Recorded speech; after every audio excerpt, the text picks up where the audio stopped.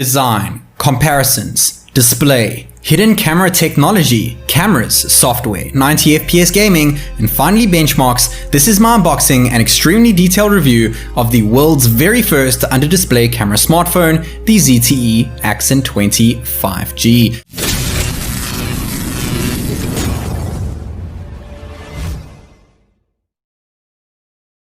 The price is at the top right hand corner of the screen, based in the Chinese RMB. We have a silicone case in the box with a bit of a tint to it, we'll get to that later, and we also have a Type-C to 3.5mm headphone jack, meaning that the phone does not come with a 3.5 jack on it. We also get a Type-A to Type-C USB cord, and we have a 30-watt block in the box to boot. Moving that all around and getting to the phone itself. It took a hell of a long time to try get this thing out of its plastic seal, but once we got there, peeling off the back, we get welcomed to this fabulous black finish. It is glossy. I would have preferred it matte, though we have some shimmering gradient finish at the back of the phone. It looks pretty great. You also get the phone in gold, blue, or purple. It is quite a fingerprint magnet, however, so slap on that case and you alleviate that stress, though it really takes away the shine of the phone.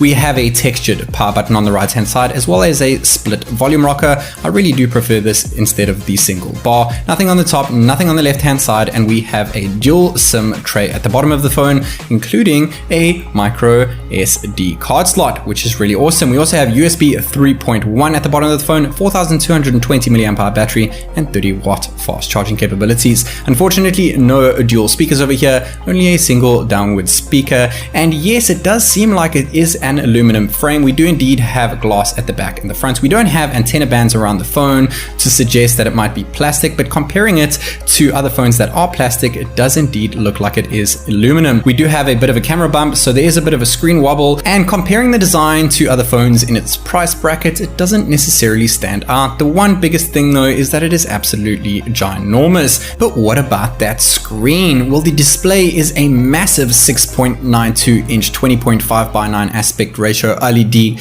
with 1 billion colors, 10-bit 100% DCI-P3 rating. It is full HD though, with a max peak brightness of 800 nits, and we also are welcomed to a 90 Hz panel with 240 Hz touch sampling.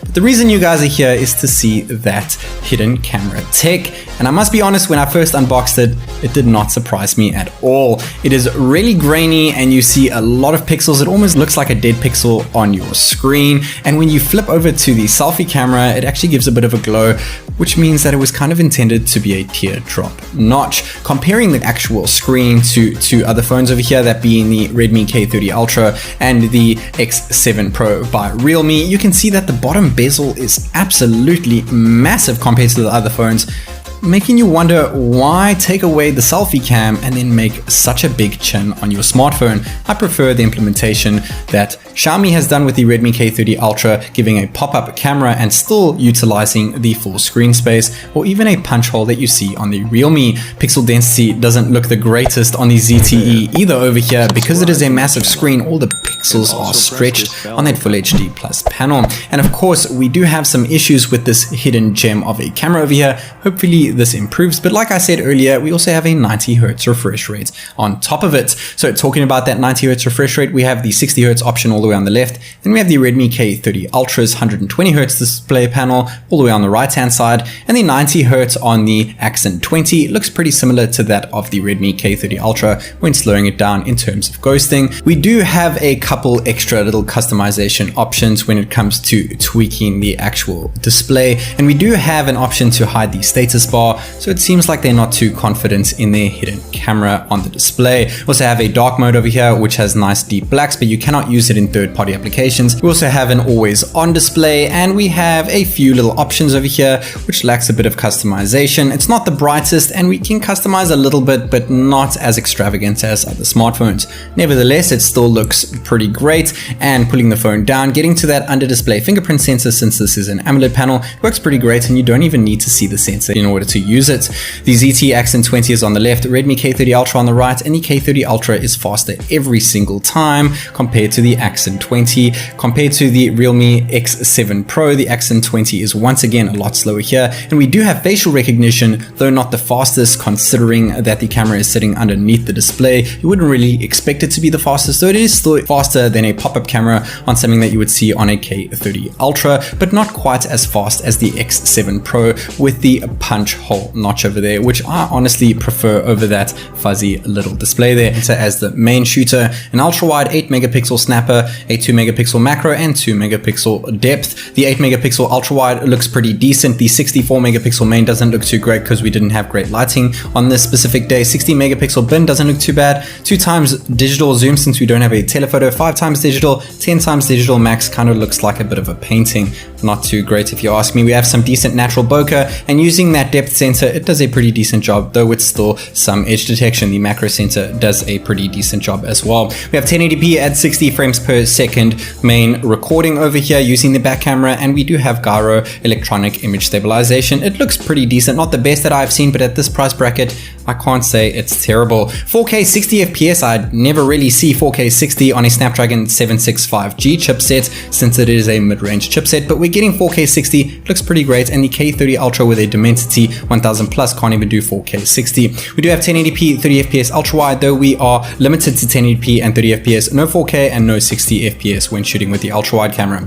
We have video stabilizer off at the current moment. It is probably the worst I've ever seen in my entire life, and turning that feature on, you can see a massive difference, and we're not losing too much quality either, like I mentioned with previous unboxing videos. In the software department, we are treated to Mi Flavor 10.5 skinned over Android 10, and it looks pretty nice, clean, and very stock Android looking. We have Google rooted into the settings as well as the Play Store. Jumping to your gallery, and this is a wallpaper I downloaded of ZTE's over here. You can see the top is nice and bright, showing off that horrible pixelized screen over the selfie cam. But when you go into wallpapers in the settings menu, all the wallpapers that are preloaded onto the phone have a darker top edge over there because they're not very confident in people actually seeing the screen over the selfie camera. The actual software isn't too bad. We can lock apps, and the notification shade doesn't look too bad, though even when in light mode, not in dark mode, it actually darkens things up at the top once again in order to hide that fuzzy part over the selfie camera. We have the split screen mode, though not too useful for myself, might be useful for others, and haptics are honestly terrible on this smartphone. We do have DTS-X Ultra sound features over here, but unfortunately we're stuck to a single downward firing speaker. We also have a game assistant here which can boost your game's performance, so on and so forth, to boost up that Snapdragon 765G. Using Geekbench Pro in order to test out the screen FPS overlay. Bullet Force has no frames per second cap, and we're getting almost 90 FPS. The Redmi and Realme that I mentioned earlier with 120 Hz panels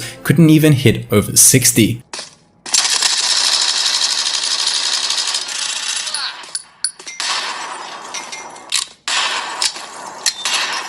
The next game that we have over here, also no FPS cap, is indeed Dead Trigger 2. The Redmi and Realme I mentioned earlier, once again, we're capping at 60, but we're getting 90 on the Axon 20.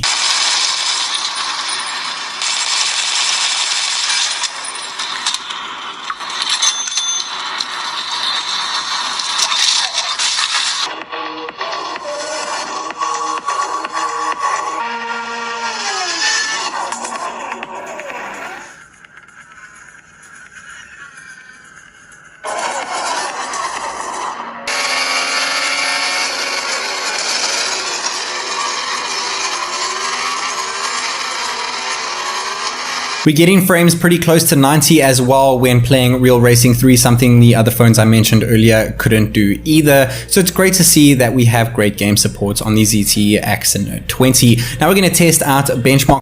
Hey there. Subscribe to my channel. And also press this bell icon.